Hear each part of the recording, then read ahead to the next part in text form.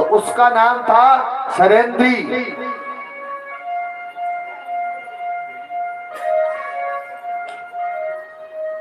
भगवान ने कहा कि ये चंदन कहाँ ले जा रहे हो? बोला हम राजा के पास जा रहे हैं, राजा हमारे हाथ से घुटा हुआ चंदन पहनते हैं, धारण करते हैं। बोला ये चंदन हमको दे दो। तो सब ब्रजवासियों को उस शरेंद्री ने चंदन दिया, सबने चंदन और लगाया। अब उसको इनाम के रूप में उस कुबड़ी को भगवान ने उसके पांव में एक अंगूठा रखा और उसकी ठोड़ी पे चोर का झटका लगाया, तो वो परम सुंदरी बन गई। भगवान तो सब पे कृपा बरसाते हैं, वो चाहे कैसे भी हो, बस भगवान में रति होनी चाहिए। उसका शरीर दिव्य हो गया, प्रसन्न हो गए।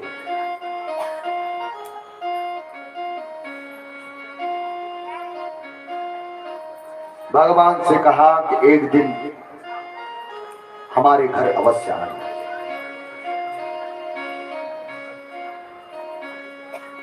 स्वागत समारोह हो गया। हर मोहल्ले में, हर जगह भगवान का।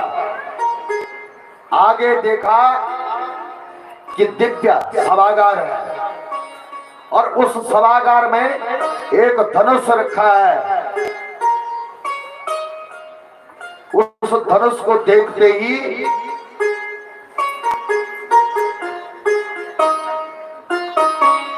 दाऊजी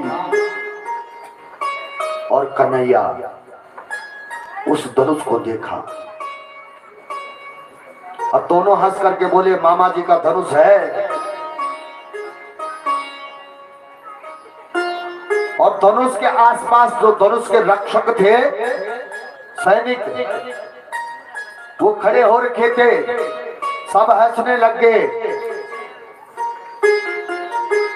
ये कल का बच्चा अभी दूध पीता हुआ, दांत भी जिसके नहीं गिरे, महाराज का धनुष देख करके उसे उठाने चला है। दाऊजी ने इशारा किया, बोले कन्हैया इनको उठा करके तो दिखा दे।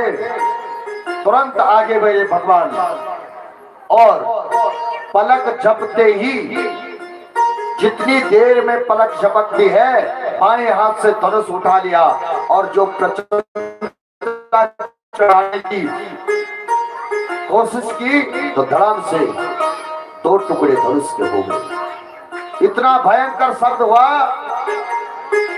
कि धरती हिल गई।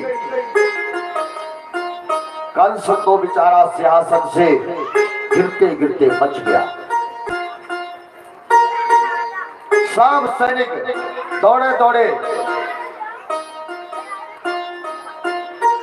भगवान कंस के पास पहुंचे और कुछ सैनिकों ने भगवान कृष्ण और बलराम के साथ युद्ध करना प्रारंभ कर दिया। दोनों भाइयों ने आधे आधे टुकड़े धनुष के लिए और सैनिकों को वहीं पीटना शुरू कर दिया।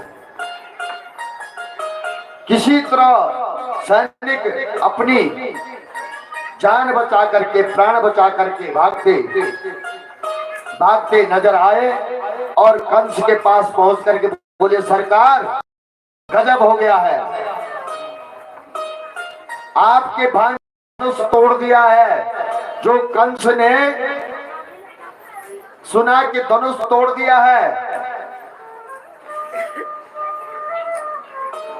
तो उसे पक्का विश्वास हो गया है कि हमारी भी गारंटी खत्म, क्योंकि भगवान परशुराम ने कहा था धनुष कोई तोड़ नहीं सकता है,